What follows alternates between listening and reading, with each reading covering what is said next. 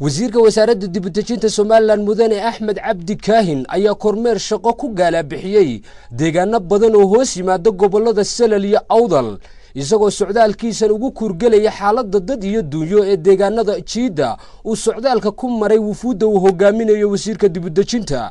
wasiirka dibadejinta Soomaaliland iyo wufuudda uu hogaaminayo ayaa kulamo gooni la yeeshay odayaasha mas'uuliyiinta